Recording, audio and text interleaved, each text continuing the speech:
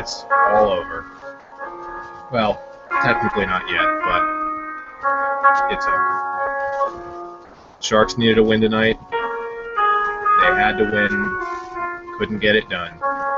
LA got a point. Doesn't really matter. Sharks needed badly to get a win. Just couldn't get it done. Mistakes, and of course, it wouldn't be a complete Sharks loss without some shitty reffing and a little bit of tire fire 2015 Brent Burns edition.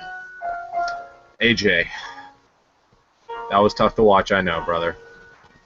It was so just bleh. No, they came out good in the first two periods. I thought they had energy. They were getting shots on goal. They had a ton of chances. I think they were out chancing them like 14-4 at one point. But to me, it seemed as if every time they were starting to get a little bit of momentum getting more momentum going their way, it's bam, they'd end up on the penalty kill, and comes down to special teams again tonight. Once again, kind of lets them down. But let's call out the elephant in the room: puck luck and some, shall we say, inventive officiating tonight. The Wingles goal, and then of course, or no goal, and Marleau whiffing on the slam dunk a la Timo Solani. Those could have been the differences right there. And yeah, what your thoughts? We can get into it deeper, but what your initial reactions? Well, real quick, you'll notice I'm wearing black for a funeral here. AJ's wearing a golf shirt, as it's appropriate. I think first and foremost, Brent Burns is not a good defenseman. I asked though, why on earth did they pair him with the worst defenseman overall on the team? At least Brent Burns is good on offense, but it's like they were just asking for trouble, pairing him with the worst defenseman we have on the roster. I get why they'd play Hannon over Fedun. I completely understand that, but why didn't they call up Tennyson? I don't know, maybe there's an injury I don't know about or something, but should have called up Tennyson. I figure it's injury or it's something contractually or financially, something along those lines, and I'm hoping that either Kurz or McKeon or Pollock or somebody lets us know why Tennyson is not in the building, but Fedun is. Yeah, that's something I've asked a few people, and no one seems to know. I think it was Ross McKeon I asked, and didn't have an answer. So, that's the only thing I can think of is there might be something we don't know about, whether it's injury situation, contractual, money, or whatever. Whichever way, though, I just don't understand, though, even with the 6 they dressed tonight, why wouldn't you do something other than pairing Brent Burns with him? Because it's like you're just asking for trouble. You know, Burns is going to freelance. You know, he's not the most responsible defenseman. Even if it meant breaking up Vlasic and Braun, I think that would have been better off at putting a more responsible guy defensively across from Hannon to mitigate the damage. And then Burns just kind of waffling with pucks and turnovers and all those things. Just once again. It almost felt like, just if you go back and look at the game, it seemed like the game kind of really tipped towards Vancouver once you had that puck bounce over Burns' stick, and then Vancouver was just off to the races. Burns can't catch up. Niemi goes down way too early, gives up the top half of the net, and boom, tie game. And then it's puck luck. It's like we were talking about, the creative officiating was definitely something to behold tonight. Straight up bizarre calls there, like that one where they stopped play over the Sedin, like covering the puck, and then they called nothing. Like, well, the other thing that kind of made me laugh was the fact that didn't like Burroughs basically hit himself in the face with his own stick, and they sent Hurdle to the box for it. I mean, that was and the way Burroughs whipped his head back like an Italian soccer star was just comical to say the least. I was You waiting. remember when Burroughs said the Sharks were divers? Yeah, it's like, I mean, that is the epitome of the pot calling the kettle black. It's Vancouver. We all know since 2011, and it was all um, just the microcosm of them in the 2011 playoffs, particularly against Boston. I mean, the biting, the diving, and they're still 5 years later trying to shake off that.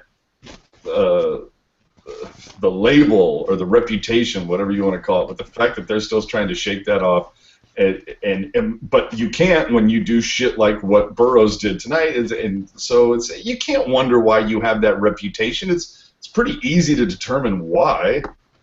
There's diving, cheap shots, cheating a little bit. It's like, I said, they're partying like it's 2011.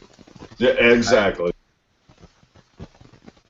Oh, yeah, and I think I thought I wasn't that upset about the penalty on Hurdle. Actually, I thought it was close enough. You could call it. He definitely embellished for sure. What bothered me about that was literally 10 seconds before Burroughs had cross-checked him multiple times before the drop of the puck, and I remember even Shark Voice was all like, "Well, that's legal." Yeah. Well. The one of the things that I did find kind of funny is reading a couple of the tweets from the guys on the Vancouver flagship station.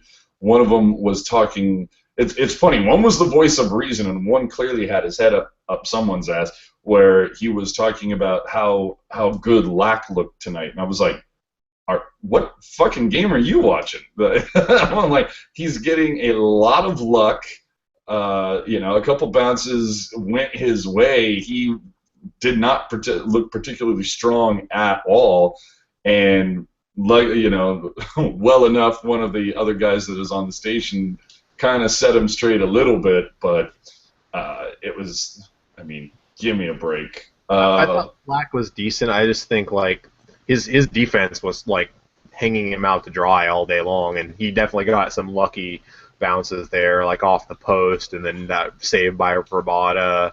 Like, yeah, he definitely got some luck too. Like, absolutely, all game long, like the luck was just going the other way. And then of course he also benefited from that very quick whistle. I still want to know, why are you whistling it down when the puck is still moving? Like, why exactly did you intend to blow the whistle? Yeah, remember, it was a couple seasons ago where it seemed like you couldn't go 2 games without hearing an intent to blow call, and it was all 99% of the time it was bullshit.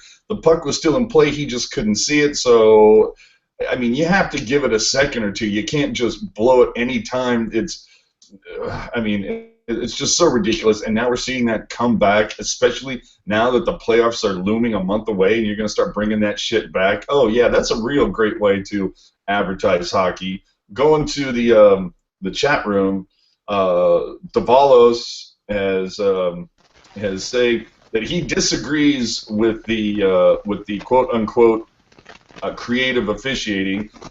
He says, as for Sedin covering the puck in play, the linesman stopped play there, which was strange. Exactly, what the fuck was that? If that's not creative officiating, I'm not sure what is. And then saying Burrow's stick was lifted into his own face, and yes, that was on the ref. So, I mean, they blew it, but there was a couple calls there. Let's be honest, those were just some. It seemed like he disagreed, and then he just agreed with us. Yeah, it was a little weird, but even the guys on Team 1040 were for those of you who don't know, now TSN 1040 is the Canucks flagship station. It's actually a very good station. The guys are really good to listen to, and I'll give them a little pimp. You can listen to them on the TuneIn Radio app. They're actually pretty damn good. They're mostly fun to listen to after a Canucks loss. Really, yeah, that is a lot of fun to listen to. So yeah, we made Lack look good, but like we said, going back to just Marlowe, just oh, how do you not put that in, bro? How do you not And, put that in? well, I saw that what happened with the other angle. It looked like he was just a little too far past the net to where he had a bad angle on his stick. But it's like he's the expert at like going at full speed, then hitting the brakes. Like how often Yeah, does he do that? Entering the zone. right. But like Well, I still think like the universe just determined like no, Scott Hannon cannot make a play that pretty. So the universe like fuck you Sharks and just let yeah. that's my theory. Well, also on the chat board, Drew 10981 is saying just a general piss poor effort across the board. If they're talking about from the officiating, I agree with you. If you're talking about the short Sharks, I couldn't disagree with you more. I thought their effort was very good, especially in the first and second periods. I think they lost a little bit of wind in the sails in the third, and maybe that has to do. That's everything coming together between the Wingles no goal, Marlowe whiffing the ridiculous, some of these ridiculous calls, and maybe they got down on themselves. But I don't have any problem with the early energy and jump that they had. You also have to take into consideration back when the last Sharks game. Remember, the Canucks didn't have Burrows, they didn't have Cassian, they didn't have Edler. They were missing some guys, and then they basically started a guy who could barely crack the AHL in goal. So it's a completely different team. This time, Lack started. They had those three guys back. You knew you were going to be facing a different team, and let's be honest, you were going to be facing a team that was going to want some payback for losing 6-2, albeit two empty netters, but losing 6-2 in the last game, you needed to have a little bit more push, and the Sharks, they were fighting early. I mean, literally fighting. We had some decent scraps. I mean, I was waiting for Brendan Dillon to level level a Canuck or two. He seemed to be kind of pissed off tonight. I think they had some bite in those first two periods, but like I said, the officiating, some just not getting some puck luck.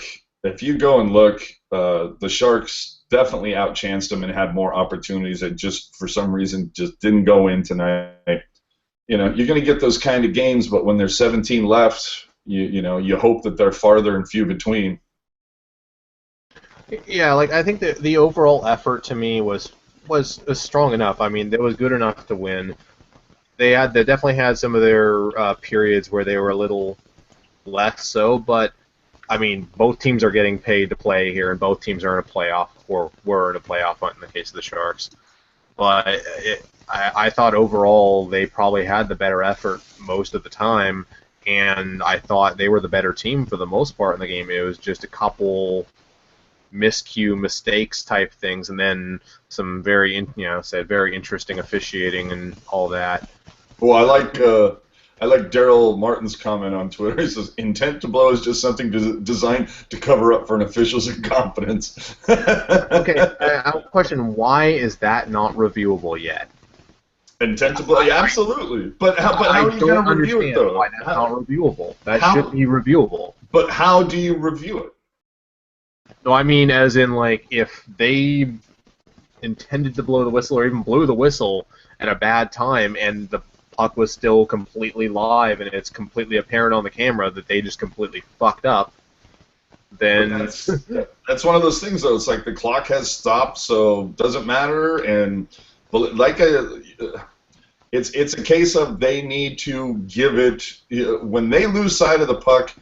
At least in their minds, they should be going like 1001, 1002, 1003. Give it like a 3-second count or whatever, and if they still don't see the puck, then fine, then you blow the whistle. But this whole, especially when it's on the doorstep, I mean, you have to at least give it a look. Yeah, the one what I understand about that is like there's been times where like we've seen our goaltender be on top of the puck, completely under the pads, and like guys are hacking away at it for 5 seconds straight. Like you're telling me you have X-ray vision and you can see the puck that time, but it's bouncing around in front of the goaltender. Oop, lost sight of it. I mean, it's just they need a better way to come. They need a better standard or some way to be able to say they've lost sight of the puck. Because like how many times have you literally it is out of sight because it's under the goaltender, and they don't blow the whistle. I don't understand how that works. Yeah, it's mind-numbing, and as I was saying, it seemed like we saw that call, that intent to blow call, so many times a few seasons ago, and then they finally figured out, like, hey, look, we're screwing this up more than we're making it better, so let's stop doing that. And then, now it's starting to make its way back. On Twitter, we're starting to see quotes roll in now from the post game, and Marlowe on his open net miss says, "I went to stop it, and it just hit my stick and took off the other way. I'd like to have that one back. Thank you, Captain Obvious." Yeah, that was frustrating. To say the least. So yeah, it's the Sharks.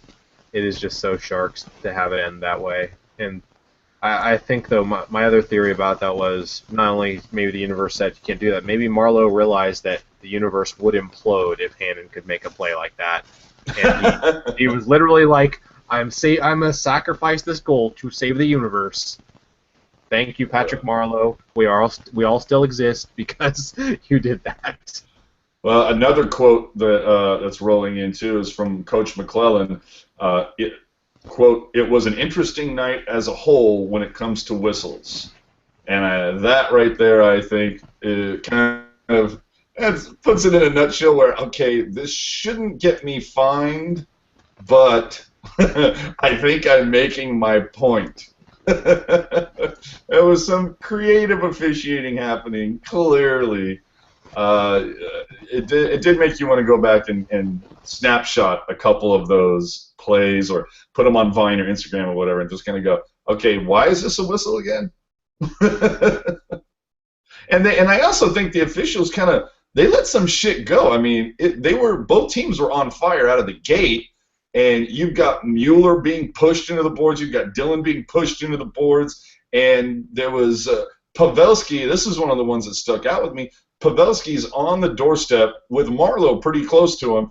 Pavelski takes a huge cross stick in the back, gets laid down on the ice, and Marlowe just sat there and watched. Didn't grab anybody. Didn't look like he was saying anything to anybody. Just went, "Oh, sucks to be you, Pabs." It's like, dude, hello, step up for your guy. I mean, don't do something enough to get kicked out, but or to go to the box, but at least have a presence there instead of just watching it happen. Because when the opposing team sees that, they know that they can start taking liberties because you're not going to do a goddamn thing about it. How many times have we seen that happen with the Sharks in the playoffs?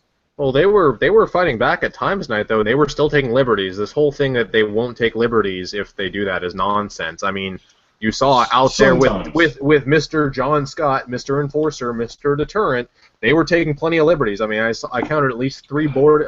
And why weren't the refs calling some of these things too? Like, I saw multiple cross checks, multiple boarding penalties, multiple trips go uncalled. And once again, it goes back to McClellan talking about the, selection of whistles tonight. And I completely agree. It makes you wonder what game the officials were watching tonight. And this isn't on the officials per se. Like we were saying at the beginning, the Canucks got a incredible amount of puck luck tonight. But as we have talked about in a couple of the previous Pucknology After Darks, the Sharks, as of late, seem to be getting a lot of puck luck and a lot of bounces go their way. And let me take this time to say, when I talked about previous Pucknologies After Dark, you can watch those if you come down here and hit the subscribe button, and we'd appreciate that. But yeah, the pendulum just kind of swung the other way tonight, and Vancouver, they got a lucky game. Lack was not the difference per se. Niemi wasn't necessarily the difference tonight. It was just a case of both teams came out hard, and Vancouver just got a little more luck tonight. And I mean, you watch that game, you can see it. They got more bounces. Yeah, and let's talk a little bit about the whole, some of the physicality going on there. It's interesting to me, though. Like I said, they were taking a lot of liberties. They were being the Canucks. They were doing their cheap shots even more, though, than normal. or at least normal lately. It seemed like they've dropped off in the last couple of years on that. It was, I said they're partying like it's 2011. They were just boarding and cross-checking and doing their what do they call it? I think they call it agitator ball or whatever, where like they do stuff to you, you react, ref called it on you, which basically happened tonight several times, and then they roll out the Sedins who don't get their hands dirty doing any of that. They get their bottom six are the ones that get all those penalties drawn by refs calling it when they turn around and react to some of the cheap shit they were doing, and then the Sedins go out there and they score power play goals. I mean, that's been the Canucks' MO for close to a decade now. I don't know, dude. It pains me to just watching the Canucks sometimes. I'm sorry, not the Canucks per se, but just the Sedins. Sometimes you just go, ugh. But let's dive into the numbers a little bit. The shots. If you look at it from the start of the game, it was a nice tight game. It ended shots on goal after the first period. It's 15-15. After the second, it's 13-10 in favor of the Sharks. And at the end of it, it's 12-9. And obviously, you're probably going to see a couple more shots for the Sharks because they had to pull Niemi at the end. But it ends being 40-34. And generally, the Sharks, when they crack the 40 barrier, have generally been on the winning side of the game. And then you get into the special teams. The Sharks 1 for 2 on the power play, so they helped themselves out there. But the fact that Vancouver got 5 power plays tonight, and we know of at least one that we can name off the top of our head, Burrows hitting himself in the face and Hurdle going to serve. That's one you'd like to have back. And the Canucks even got the benefit of a very short 4-on-3. But hits were even at 26 apiece. The Sharks, thank God, came back from their last outing against Vancouver. They really tried to own the circle tonight, getting 39 to Vancouver's 27. So you have that. Giveaways, huge number. Vancouver recorded 24 giveaways tonight. The Sharks only recorded 9. And Vancouver only recorded 2 takeaways, and the Sharks recorded 9. The Sharks had more blocked shots, but it comes down to, if you look at those numbers, San Jose, for the most part, dominated this game. This was a game that was puck luck. That's what it is. Mistakes, like those really bad mistakes Burns made. Yeah, so you have the Burns mistakes, but remember that Burns was positionally in the correct spot. He just had the goddamn puck jump over his stick right there in the neutral zone. It leads to the breakaway the other way. That's a puck luck play. And as I stated before, I still think Nemo has to have those 2 shots, the second and third goals, at least one of those 2, because he just went down way too early, gave all of the top half of the net up. So yeah. I agree on the second one. The third one, not as much, because Rabada is Rabada, and you give him that much time, right? I just felt like Nemo was just scrambling on that third one and just sitting on his butt trying to weave over. That's one of my things about Nemo. Most people know I'm not a big Niemi fan, and if you look at his reaction, his recovery, he has got to be one of the slowest guys to recover from where he makes a play, and whether it's to get over to the other side or get back off of his butt after going down, he is a very slow guy to react. It's maddening sometimes. So on the subject of Brent Burns here, we were talking about this before we went on. We were looking up, we're talking a lot about, Brent Burns back to forward, please, but that's not going to happen. But looking at the plus-minus numbers throughout his career here as a defenseman versus as a forward, his best, and, okay, I know plus-minus is flawed, it's definitely not the be-all, end-all, but over a season, it can give you something of a picture of the way a guy plays.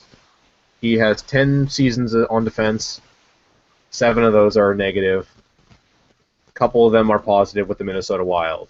Now, his one big season, plus 26, guess where he was? Playing forward. At this point, I don't see what the loss on defense would be. Like, I don't think they'd get any worse the blue line if they moved him back to forward. It's not going to happen. We all know this, but Well, you know, a couple more quotes coming in from the post game. Wingles on his no goal saying he blew the whistle, and you can't review things after that. I thought it was loose. That's why I whacked it in. And then on the loss saying it's painful because it's a team we're chasing and we aren't going to get too many more of these opportunities.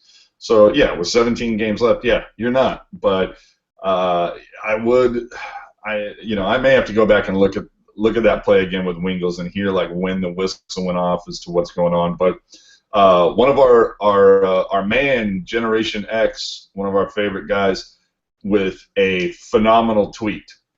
And he says, I got to say the whole precept of Scott being a nuclear deterrent is gone. Teams know he'll get tossed for looking sideways at you. I don't know that he'll get tossed, but it's definitely the idea of Scott being this guy that we were all told before the season started was the main reason why we're bringing Scott in is because he's this huge, well, for lack of a better word, he's this huge goon that is going to protect our smaller guys coming up the hurdles, the Nietos, the Goodrows, the Carlsons. He's going to be the guy that protects them. Well, first off, it's hard to protect anybody if you're sitting in the fucking press box. And then when you are put in, yeah, he's not a fucking nuclear deterrent whatsoever. I still stick with the opinion that for only $300,000 more, you could have had Steve Downey. And he's a brawler, but he also has some offensive upside. Whereas Scott, he's sitting on those 2 goals. You good for you, buddy.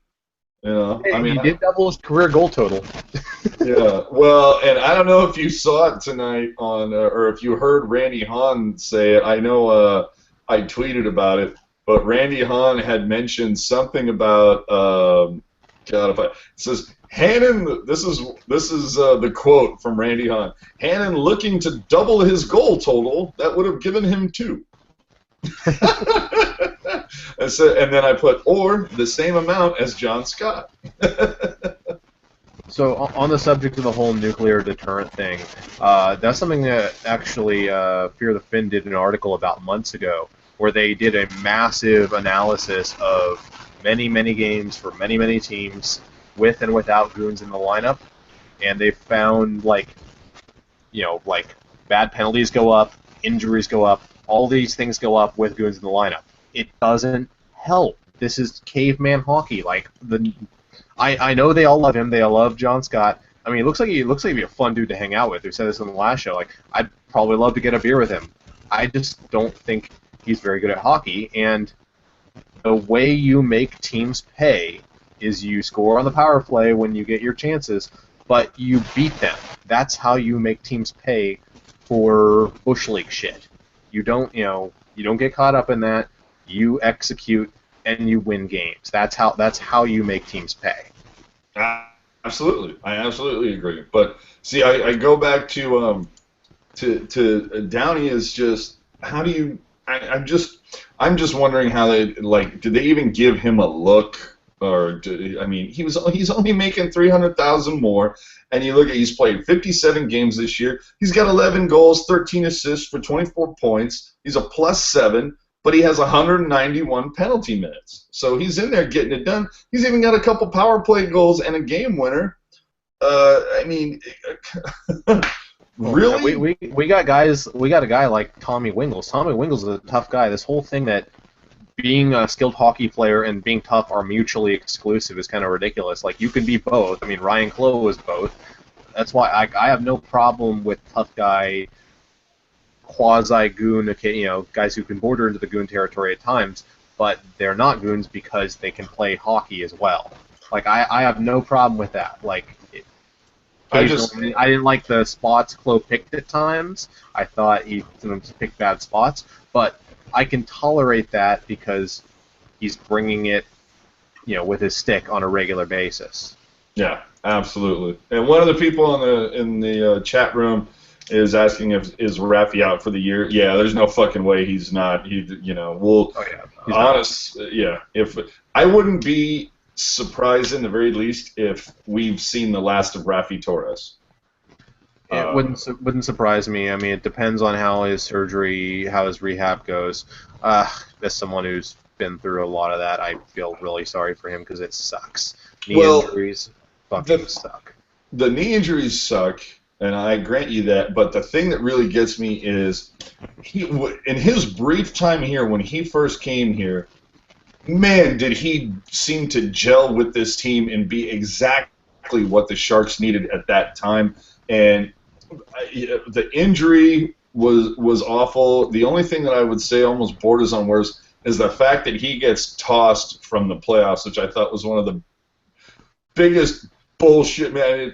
If any conspiracy tinfoil hat wearing person needed something to hang that hat on, as soon as Torres got tossed, it was just, oh, really? Well, here's a fodder for the entire offseason. The fact that Torres got tossed for that shit, you get the fuck out of here. Yeah, that was a big part of what lost him that series. I mean, let's not rehash ancient history too much, but yeah, losing Torres that series was huge because I mean that kind of put all the lines out of whack. That got McClellan to panic and then put Pavelski back on the first line and then just completely leave the bottom six to all the dregs. It's like because you know how quickly McClellan will shuffle. Like a stiff wind could blow by and McClellan he'd shuffle the lines. Yeah, he would. All night he did not feel like shuffling away from Hannon Burns until. Okay. Well, and you bring up a great point. Marleau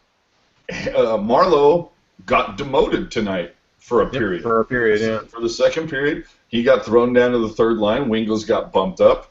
Chris JWS, your thoughts? I disagreed with it. I get that Marleau definitely could have played that better, but I think if you're up 2-1, you played a good period. You should at that point, unless you're just falling flat for the last 10 minutes, which they weren't.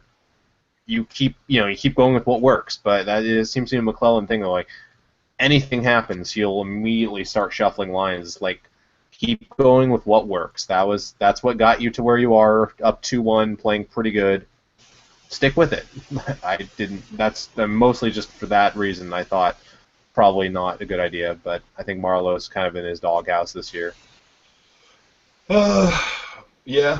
Who's to know what's going on there? I do.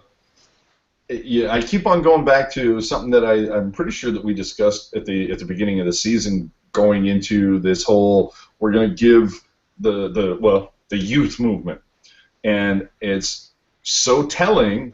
And I mean, anybody who's Stevie Wonder could see that the move has happened, and Marleau and Thornton right now are just along for the ride. Every piece of promotional material that went out this season all featured Pavelski, Couture, and Vlasic.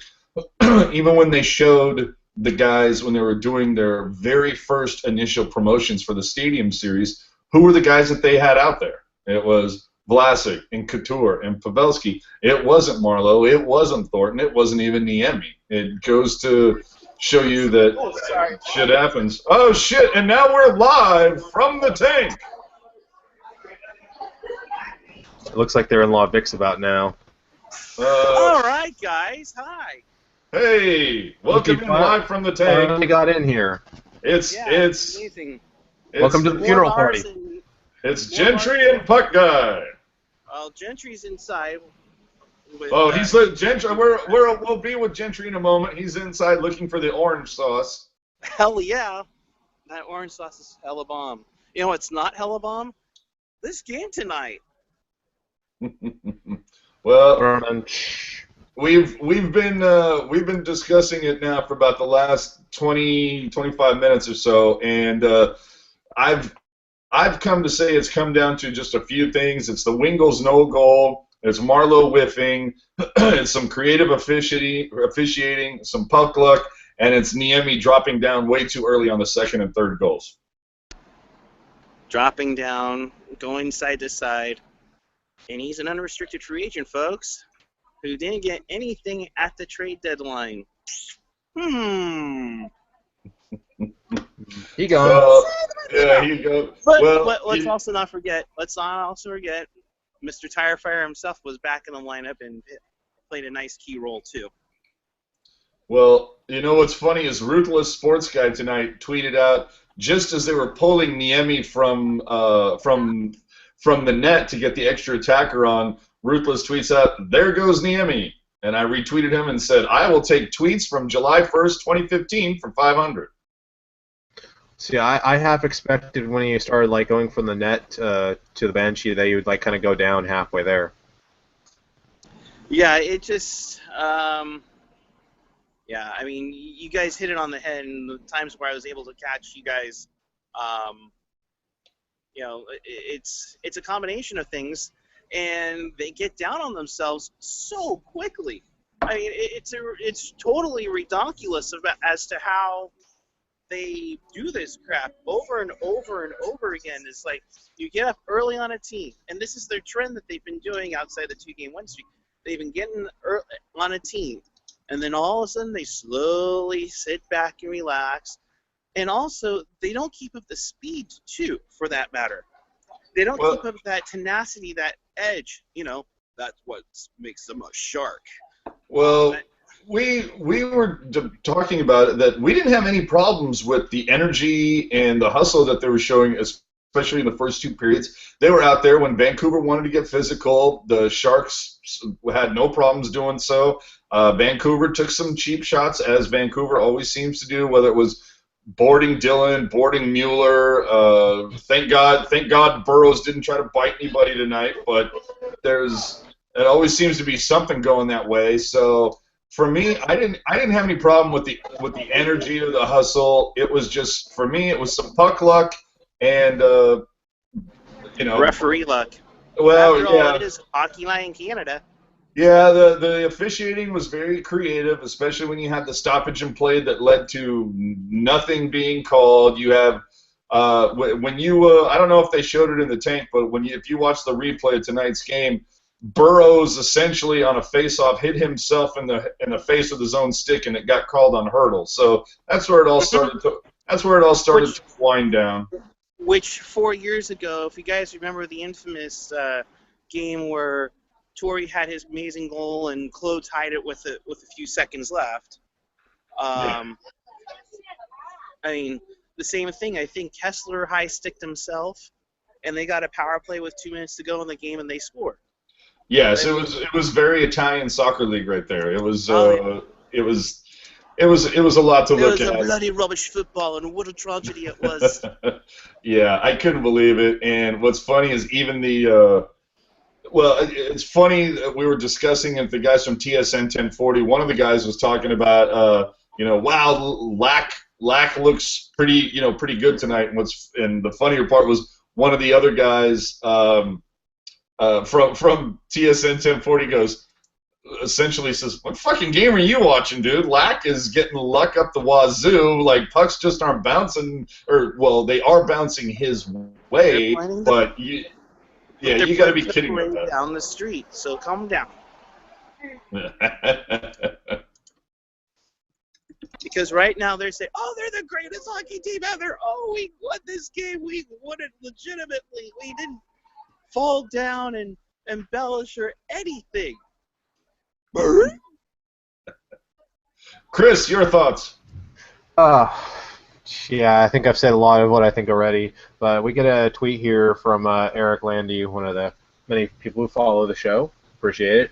Are we closing the book on the season, or can anything be salvaged? And that could include there are some bright spots here. My opinion, I made it pretty clear at the start. With that little dirge march, that I think they were already on life support, but losing tonight pretty well cements them into it being over unless they just get red hot over this last stretch. They're going to need to go something like 12 wins in 17 games or something ridiculous like that. I think what can be salvaged is that Melker Karlsson has been pretty damn good for most of the season. He had a poor stretch there, but he's kind of back. He's starting to do some good things again. Some of the other young guys got some looks, so I think overall there's something good that can come from the season, but it's as far as playoff goes, it's over. And even if they somehow make it in, it's not going to end well for them. Yeah, I'm feeling better and better about my missing the playoffs prediction. I'm going to quote a Journey song and say, "Don't stop believing." You guys know I'm the optimist of them all. But they do need to win all 3 of their games the rest of this homestand. There's no way in heck that they can really do or get a job done if you just maybe get 4 out of 8 points on a homestand and get back in it, because obviously the team, Minnesota, LA, Winnipeg, they're all getting hot again, and it's not gonna look pretty. You need to win when you win, and if you're not winning, then it's not gonna look good. Hey, that's what that's all about. Whoa, so hard to do that. Okay. No, I mean, let's like we talked about in the last one. The next 3 games we got coming up. Pittsburgh, they're gonna want to make a statement with hanging a -5 on Crosby the last time we saw him. Then you've got Nashville. Hopefully the Sharks are going to want to make some sort of statement against them after the display of Pekka Rinne the last time we saw them. And then you've got Montreal to face, which definitely is going to want some payback. So the next 3 games are going to be huge. And at this point, when do we get to the magic number where it's between whether it's Kings wins and Sharks losses or whoever else we're in it? I'm assuming that we're, we might hit that magic number with about 8 games left. And if you hit that magic number, do you just start saying, you guys sit back, maybe we'll bring in Doherty, kind of add on people that kind of suck, or you send them all down to Worcester for their potential playoff run? Well, at this point, we need warm bodies up here. There's a reason why we're dressing John Scott, and that's because we have no more forwards unless we pulled some more from Worcester. So I don't even know if we could if we wanted to.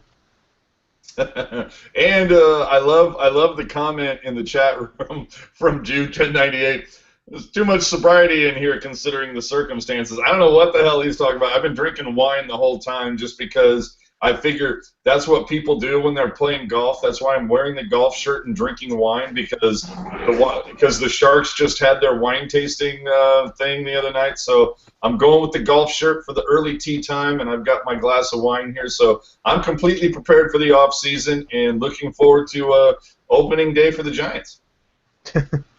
I'm actually sober tonight. It's my damn diet. I've lost almost 15 pounds since New Year's, so I guess it works. But and I think Eric's sober, but like just watching like the way he's walking, it's almost like tripping on acid watching you. Me? Because I'm walking around outside. Because it's moving and like you get a little bit of the latency there, so it's like an acid trip. Let's hold on. Let's address the chat room right now. Davalos is trying to he's trying to take up the mantle for Burrows, and come on, bro, come on, dude. Go back and look at it. The stick glances off his face, and then like a half a second later, then he decides to throw his head back, dude. I don't know if you want to call that quote unquote a dive because he didn't fall on the ice. But it was definitely embellishment. I mean, call it what it is, bro. It was prototypical Alexander Burrows hockey. That's what he does. Thank God everybody still has all their fingers left on the Sharks. I still have my finger. And speaking of which, okay, a number of things is wrong with tonight. Both of you guys are sober. That's not good. I don't think AJ's sober. I don't know what the fuck you're talking about, bro. I'm working on it. Okay, if you say so. All But right. but my point is that okay, so Chris is sober. You got you're both. He's drinking. AJ's drinking beer, or not drinking beer. And I don't know about sobriety, but I'm in the middle of downtown San Jose. There's not a whole lot of sobriety here right now. I'm probably the only one who hasn't. So.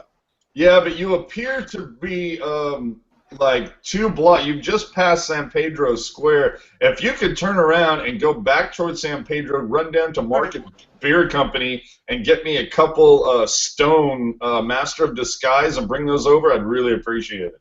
All right. That I sounds do good. charge a $20 delivery fee. You know what? No problem. I'll even cover your fucking Uber to get over here. That's a good deal. Take him up on that. That's a good deal. Seriously. Wow. I didn't know. All right. I'm on my way back. Jeez. What? So the Market or Fularities? No, You want Market Beer Company. Yeah, you have to go to Market Beer Company because they actually have the bottles that you can buy. Gotcha. Pucknology, All right. where we send Eric on beer errands. I better not because the music down here is a little epic. Oh, well then, you know what? Then turn around and go up to the corner, or go up to Santa Clara Street between 2nd and 3rd, and you can pick them up at ISO Beers. Sounds good. So, let's talk about this upcoming And stretch plane. now. What the hell is going on here? Life as we know it is about to come to an end. Wow. Oh, I love Burrows so much. I believe this guy tweeted something to the effect of he's a piece of crap from Eric. So our next stretch of games, we got Pittsburgh on Monday night, then we got Nashville and Chicago after that. Mm-hmm. This is why I'm pretty much like this season's just about over because they could easily go 0-3 in that stretch. I said that this afternoon when we were doing our little pregame kind of deal, and that's. Yeah, I mean, if they aren't officially eliminated yet, well, I mean, they aren't, but that stretch could very well be the nail in the coffin there officially because it's pretty bad. And here's the thing that really kind of rubs you the wrong way is they've eliminated the whole State of the Sharks meetings that they used to do for the season ticket holders where the ticket holders could actually come in and ask good questions and get some sort of feedback. Hopefully, in that type of a situation where it's face-to-face, one-on-one kind of a deal, that if whether it's Wilson or Tatora or whoever, you can kind of call them out when they try to spin their answer into the numbers that favor them or whatnot. I would love for them to have the balls to bring back the State of the Shark, just so you could now, in hindsight, come back to it, because there were a lot of people that were definitely unhappy with the signing of John Scott.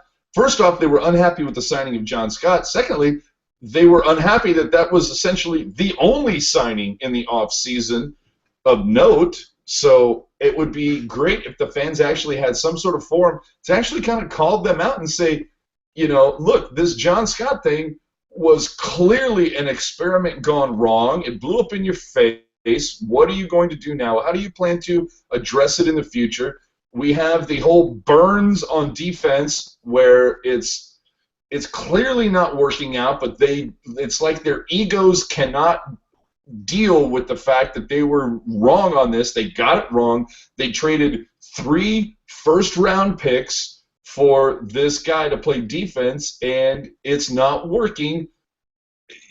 It would just be great if the fans had some sort of way to kind of say something to Wilson and just call them out and say, look, this is not working. What the fuck are you guys going to do about it in this offseason? How are you going to make this blue line better when it's so clearly lacking any depth whatsoever? And you would have thought they would have done even a minor move at the trade deadline to get some help of some sort. It just makes no sense. You traded away 3 guys that you weren't going to sign. Okay, that's cool. That's fine. You got something out of it. But the problem is that, as we have a fire truck go by.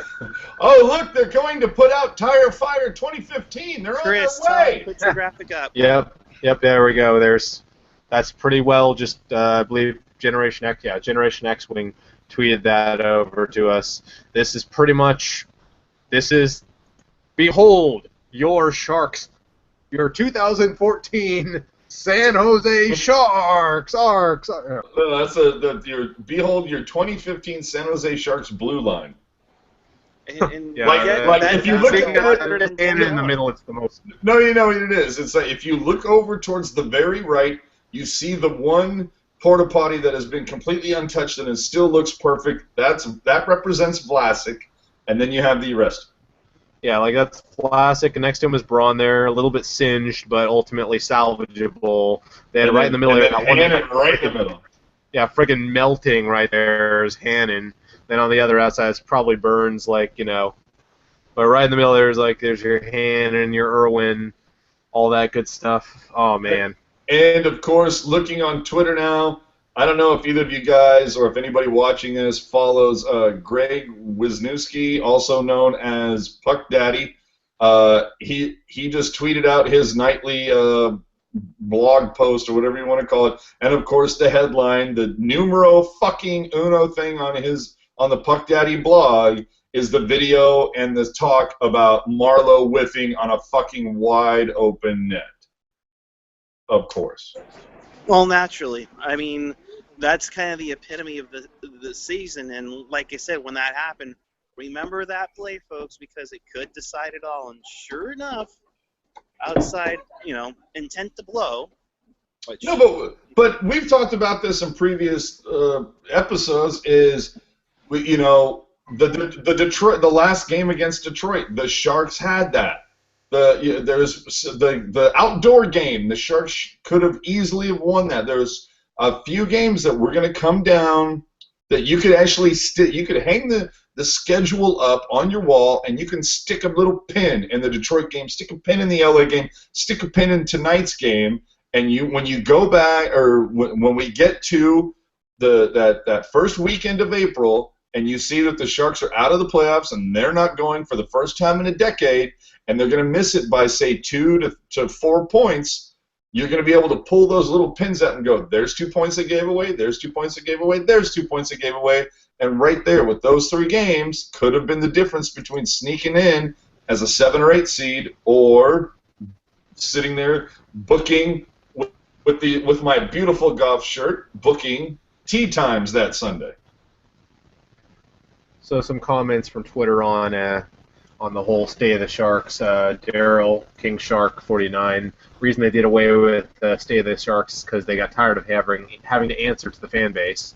I figured they got rid of it because John Zatora is anybody that would meet him would call out his douche bagginess and they wouldn't know how to answer.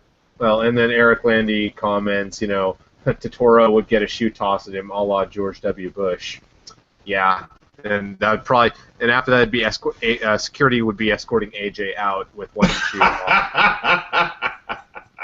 And your breath would be smelling of IPA, and you have a single shoe. I would not throw a shoe at John Tortora. It would be a puck. And you know what?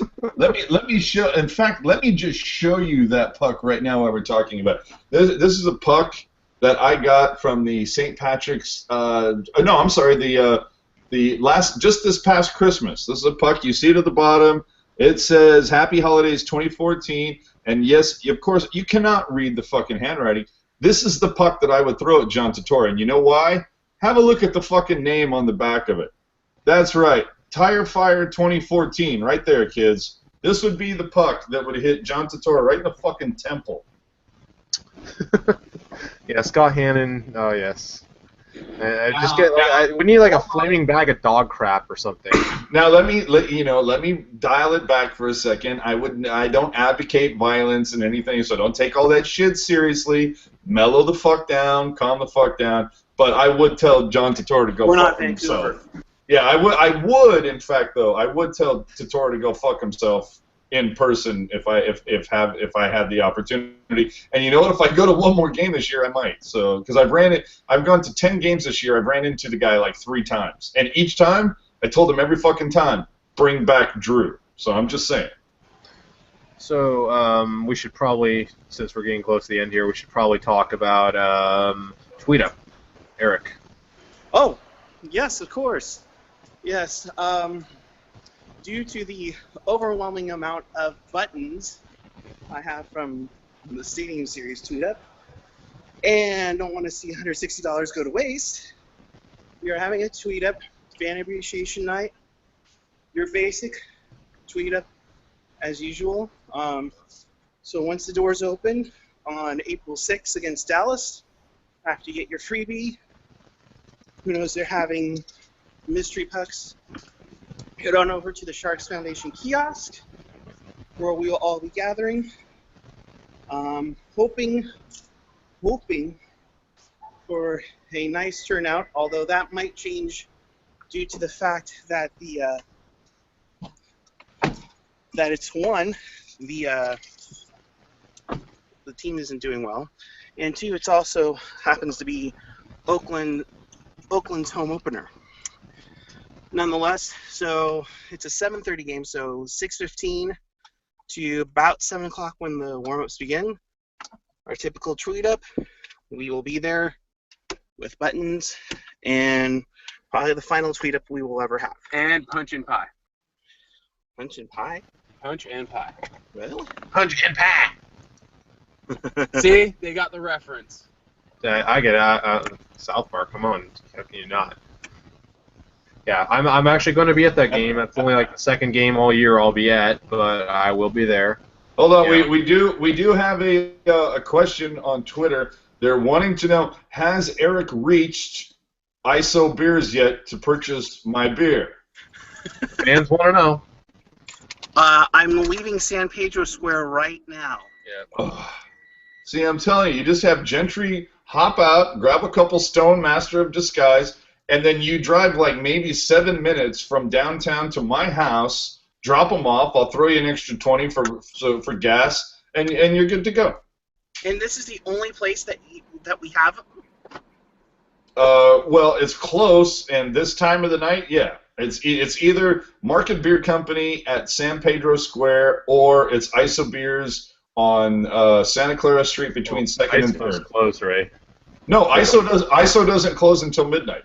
Oh, okay. I thought they closed at 11 even on the yeah. No, they don't close until midnight. You know what? You don't have to do it. I was just throwing it out there. And hey, Gentry, I like your shirt tonight, bro. Thank you. I thought it was going to be a good luck charm, but yeah, it didn't work out so well. There you go. Are you pulling out of the 3rd Street garage? Yes. Yep. There you go. No, pulling out at San Pedro. Oh, San Pedro. Okay. There you go. See, Market Beer Company was right across the street. I don't know what the hell you're doing. Damn it, AJ needs a beer, all right? By the way, San Pedro Garage, thank you once again for keeping the barriers down. I really appreciate that. Okay, we need specifics. We need details of what the hell you're Okay, talking so about. when you exit San Pedro Square parking lot, or the garage, you know how they always have the barriers? Well, normally, they leave them up after a game. This time they decide, keep it down, so everybody and their mother's got to look for the frickin' their frickin' little ticket. Yeah. So. Well, I actually just received a tweet that said, or not a tweet. I actually just received a text message regarding you going to get me a couple beers. It said, Eric, don't do it. Don't do it. Yeah, it said, don't do it. Wow. Okay. Well, you know what? The person who tweeted that to me, they actually took a picture with you at the outdoor game and texted it to me. Oh yes, I was still trying to figure out who the heck that was. Yeah. Just quick ran over to me, took a selfie with me, and Yeah, she did that just to piss me off. So who is that? So I know who it is and who to follow. That's a friend of mine. Well, she's not on Twitter. She's not in any of that social media stuff. She's just a very good friend of mine from a long time ago. Oh, We'll just let it. We'll just leave it there. got it. But the fact that she would say don't do it, that's very wrong, and you know that it's wrong. It's just wrong. That's not good. It's not good. I'm Troy Clarity, and that's not good. Yes, indeed. Oh, All right, well, hey, hold on. What's going on here in the man? The chat room is going like way more nuts than I've ever seen it go. You know what they're talking? You know what some of the things that are being talked about that is awesome is we were talking about state of the Sharks, but somebody brought up. You know, we have talked about doing an off-season discussion about like things that the Sharks used to do that they no longer do, whether it's the state of the Sharks or the teal and white game or the fan fest, and somebody brought up something that was fucking awesome. You know, it's one of those you had to be there things, but remember when the Shark Tank, when they would actually open it up to the public for like a donation or something, that you could go in and watch away playoff games? Mm-hmm. That was fucking awesome, and now that they've got that that gorgeous high def screen, I mean, how do you? It just bums me out that they don't do that. But I'm sure it's always now. It's because they're booking the tank, you know, for like 340 dates a year. So there's always going to be a concert or something going on, so they can't do that. Yeah, I think it's because there's more dates coming in. I think really ever since they renovated Oracle, a lot more events will come here. I wouldn't be surprised though when the Warriors Arena opens up in a few years' time that maybe they do that again. But it's also a matter of getting people, you know, to run the concession stands and all of that to make sure that you have everything ready to go and you don't deal with complaints and have another nightmare on your hands. Oh, hey, speaking of nightmares, should we talk about Scott Hannon a little bit more, or we've buried that into the ground? Scott Do Henning. we need to reiterate that tire fire? Giving to the other team.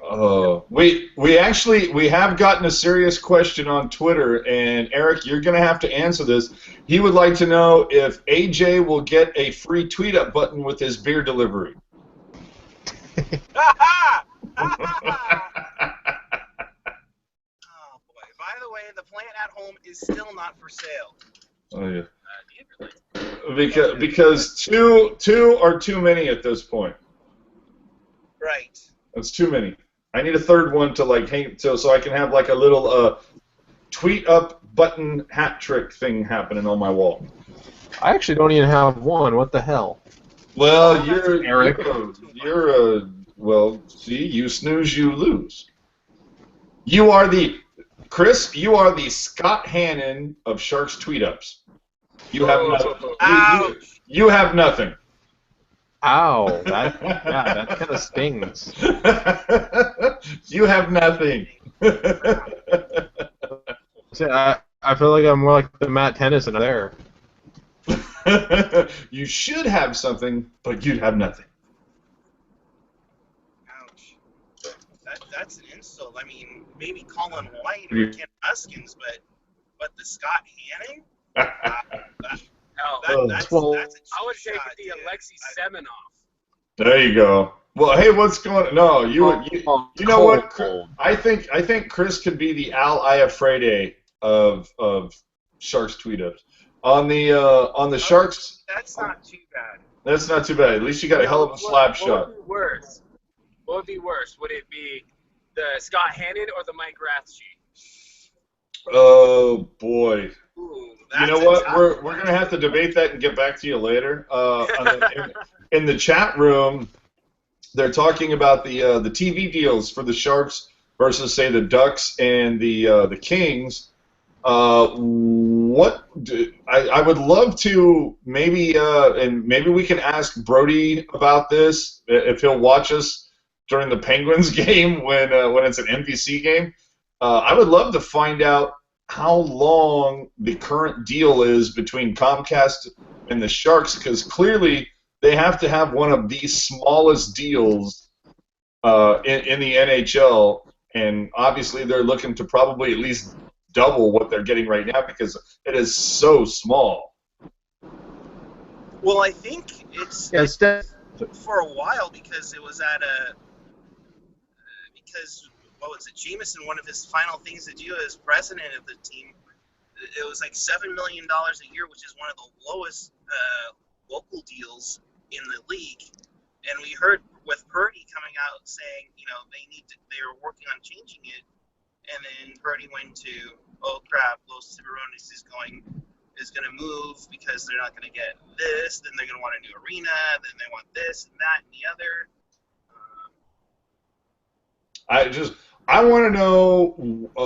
I would just love to have an idea as to what the, what the deal is that they're looking for between, because they're talking about numbers that the Kings are looking upwards of 20 million. The Ducks, maybe 18 million, 16, something. You would think the Sharks would be able to. I don't know. To at least get 15 million. I mean, come on. That to me, that is not that. That's not without the, or it's not outside the possibilities or whatever you want to call it. But the thing is, don't the Sharks have a bit more to compete with than LA? I mean, you have I don't know the sports network situation down there, but clearly they have two baseball teams just like we do up here. But they have two basketball teams where we only have one. But they have a lot of networks down there. I mean, the Dodgers started their own last year, and I think that's exclusively for the Dodgers. Then the Lakers, Galaxy, I think those two went over to Time Warner Cable Sportsnet. And then, of course, you have the two Fox Sports West, West and Prime Ticket. So you have four that you can compete on. And, it is also the number 2 LA market compared to number 5. So. And remember, though, that they can't wait to get football, even though that they've lasted without it for 20 fucking years. And now they're on the verge of getting 3 teams. Yeah, right. Which will totally work, right? Never gonna happen. If LA gets more than one team, I will be. I'll eat an Oakland Raider hat. I mean, there's no way they're getting more than one team. Give me a motherfucking break. The Chargers are not moving. I could see the Raiders moving there because look at what the hell's happened up here with Oakland. And if Oakland's smart and they have to choose between the A's or the Raiders, you're going to choose the team that has 81 dates per year for the regular season versus a team that only has 8 besides preseason and playoffs. You go with the one that's going to be the money maker. So yeah, I can see the Raiders moving. There's no way the Chargers move. Maybe St. Louis, the Rams move there, but I don't see that happening either. But from what I've heard, the one team that LA is not interested in having is the Raiders because of the whole gang connotation and all the shit that happened the last time they were there. So, you know what? But then also the last time they were there, NWA was relevant. So that's true. But you know what? Find me the one person that gives a flying fuck about where the Raiders are playing in 3 weeks or in 3 years. Nobody cares. You know what? I mean, there's a handful of freaks in costumes that care. So badly, if they want to get out of Oakland, please let them go. Good riddance. Because then you can actually focus on the A's getting a new ballpark, and in that organization kind of getting some actual revenue in. Because I'm sorry, that Coliseum's a dump, and it needs to just get demolished. It does, but I'll be honest, I'm a Niners fan. I don't give a shit about what happens with the Niners next season. I'm so pissed off about them. But you know what? This is a conversation that is better left for the off season. Let's get focused back on hockey, shall we, boys? Right. Yeah, I think it's about that time we probably need to close out. Right. So Eric, did you wanna have the final take? I figured play a little taps while you close out for us. No, you can't do that because your video, your audio from the taps will override his video. That's true. What do you? So you know what it is? Eric should give his final thoughts while in the background Gentry's going. Yeah, there we go. All right, then start doing taps. Oh my God, you are awful at that. Come on, dude. Will be Monday night, 7 p.m. Special start time. Get used to it. It'll be on NBCSN against. It'll be the Sharks against Pittsburgh. Oh, okay, dude, Gentry, you tone deaf slut.